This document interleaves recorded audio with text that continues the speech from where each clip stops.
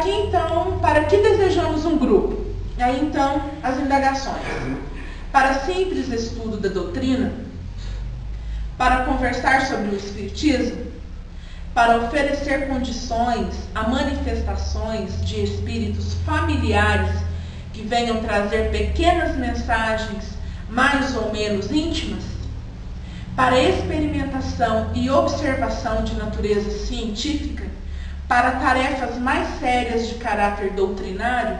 Para os chamados trabalhos de desobsessão? Então, para que a gente tem esse grupo nosso dentro desta casa, dentro do centro? Para que a gente tem? É para tudo isso aí. Para tudo isso. Não somente isso. Né? Porque, infelizmente, uma vez eu ouvi, não existe uma casa perfeita de trabalho. Não existe uma casa perfeita. Não existe ninguém, pessoas perfeitas. Isso não existe. A gente que vai trabalhando. Depende da nossa intenção. E há grupos, às vezes, que se formam dentro, buscando fenômenos, buscando, como diz Valdir, pessoa que está, eu esqueci a palavra agora, que é muito uma comunicação de um familiar,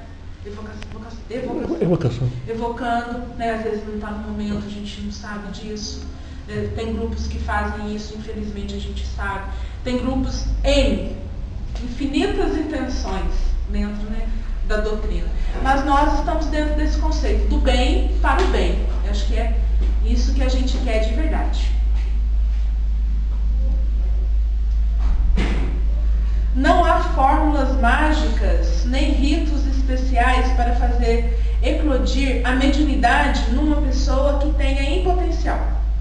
O desenvolvimento mediúnico é trabalho delicado, difícil e muito importante, que exige conhecimento doutrinário, capacidade de observação, vigilância, tato, firmeza e muita sensibilidade, para identificar desvios e desajustes que precisam ser prontamente corrigidos, para não levarem o futuro médium a vícios funcionais e até mesmo a perturbações emocionais de problemática e recuperação. Então, esse trabalho nosso, dentro da mediunidade, para que isso nos traz? Por que a gente então estuda, a gente fala, a gente conversa? Justamente para dar um trabalho aqui, o suporte.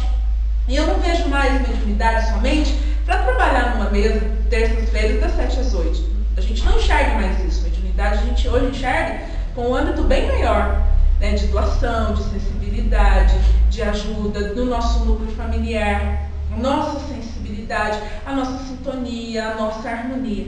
Mas voltando para o grupo aqui, quando ele fala de médium, o desenvolvimento mediúnico é um trabalho delicado, difícil, muito importante, exige conhecimento doutrinário, capacidade de observação, vigilância, tato, firmeza e muita sensibilidade. Acho que traduz realmente o médium assim, quero estar disposto a ajudar. Seja aqui no nosso trabalho, na mesa mediúnica, né, seja em outros trabalhos por aí afora, mas o compromisso com o bem, com a evolução, com você, com a sua reforma. Porque, igual eu já disse esse tempo atrás, não adianta nada ser bom aqui, vir aqui, trabalhar, ter boas palavras e ser uma bruxa em casa. Não estou fazendo nada, né? Não adianta. Então é isso mesmo. Falando então do médium.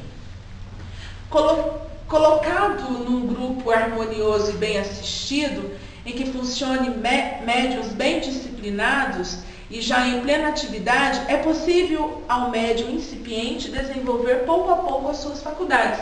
Nós temos o nosso grupo, ele está estruturado, nós estamos confiantes na espiritualidade, estamos estudando,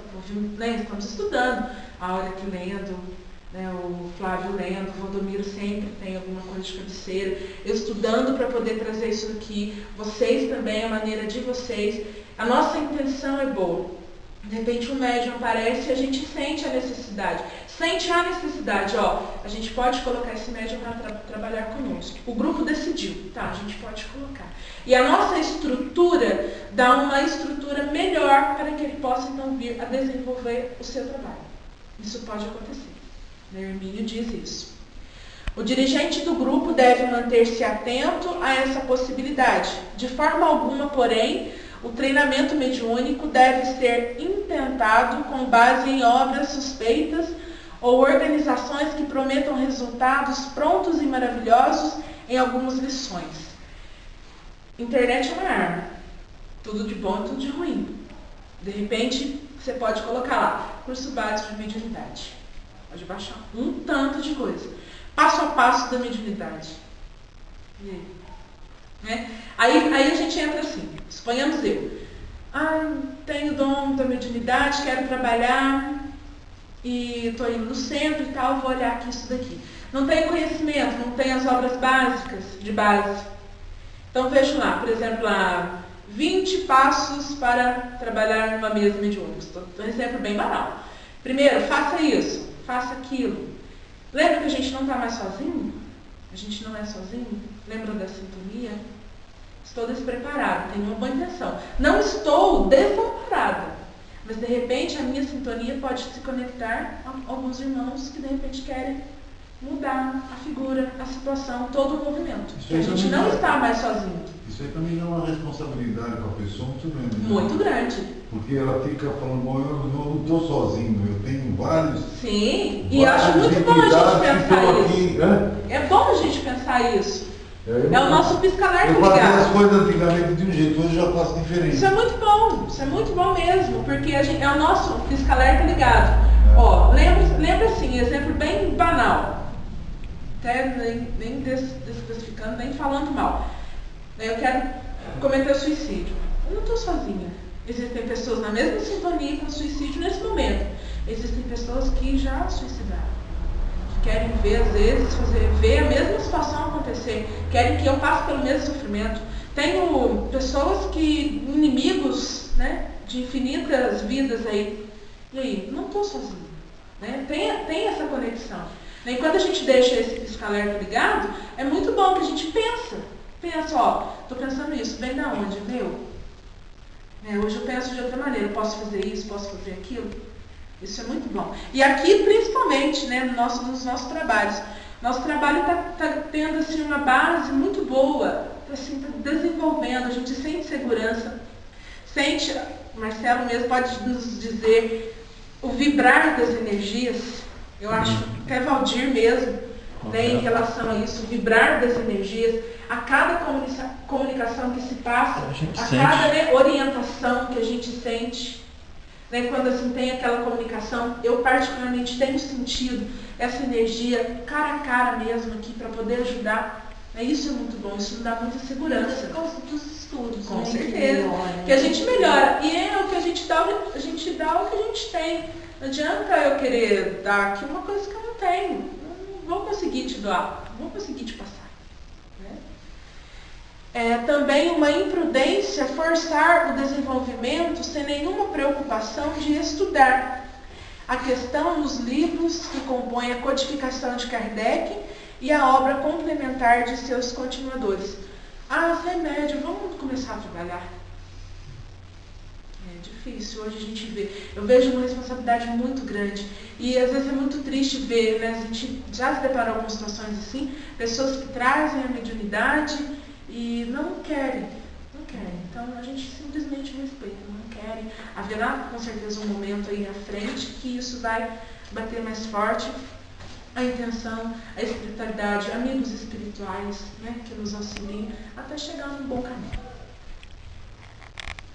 Eu trouxe a influência moral do médium, do Portal do Espírito, da Revista Espírita, vem de um grupo no centro do Rio de Janeiro. Eu achei a entrevista muito boa para nós, perguntas e respostas. As considerações iniciais. Nossa proposta é estudar a influência que o médium pode ter na produção do fenômeno mediúnico, ou seja, da comunicação provida do plano espiritual para o plano material e para tanto. Vamos nos basear no capítulo 20 do Livro dos Médiuns, principalmente na comunicação do espírito Erasto com constante do item 230. Primeira pergunta, então. Como deve proceder o médium quando, no exercício da função de apoio numa mesa mediúnica, o espírito incorporado dirige-se ao doutrinador, fazendo carga, acusações a quem lhe está doando fluidos positivos para a sua harmonização? Como deve proceder o médium quando no exercício da função de apoio, vamos colocar aí, né, os apoios, numa mesa mediúnica, o espírito incorporado dirige ao doutrinador fazendo acusações a quem está doando fluidos positivos para a sua harmonização. O que deve fazer como esse você médium? estivesse me ofendendo. Sim, né, o que o médium nesse momento ele precisa, né, ter? Você tem que ter equilíbrio, né? Segurança. Né? E aí, Você tem que Valdir? filtrar. Tem o filtro, ele falou do filtro, é o filtro mesmo. A filtragem. Filtragem, Então, a segurança. é. Vamos ver o que ele nos diz. Todo trabalhador que se propõe a trabalhar numa mesa mediúnica deve estar preparado para isso. Quando digo preparado, estou querendo dizer com conhecimento teórico e prático sobre o assunto. Na resposta anterior, nós dissemos que uma casa espírita bem estruturada deve oferecer aos seus frequentadores a possibilidade de frequentar cursos e de dispor de treinamentos para o exercício de uma missão de tamanha responsabilidade.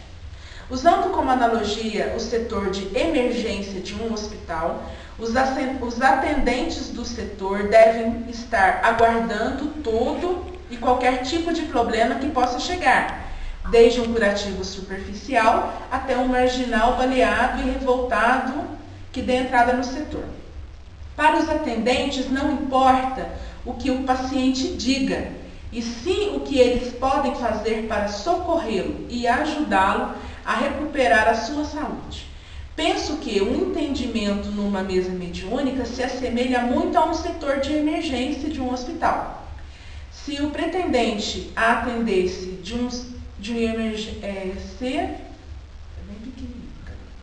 Se o pretendente a entende de um setor de emergência, não se acha com estrutura emocional para a tarefa, deve procurar dentro do hospital outra tarefa com que mais se afinize. No exercício da mediunidade, dá-se o mesmo.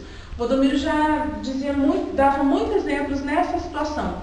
A gente não tem que questionar a situação que ele vem. Claro que às vezes o médium que está falando, ele pode trazer um vocabulário bem grosseiro, e eu particularmente não digo, e não vou querer ofender a pessoa que está na minha frente, né, está ajudando, e está querendo ajudar aquele irmão. Então os médiuns de sustentação nesse momento têm de estar preparados com doação de energia. Né? É o que vocês fazem, realmente, a sintonia, a harmonia, é a confiança. E não necessariamente está julgando aquela situação.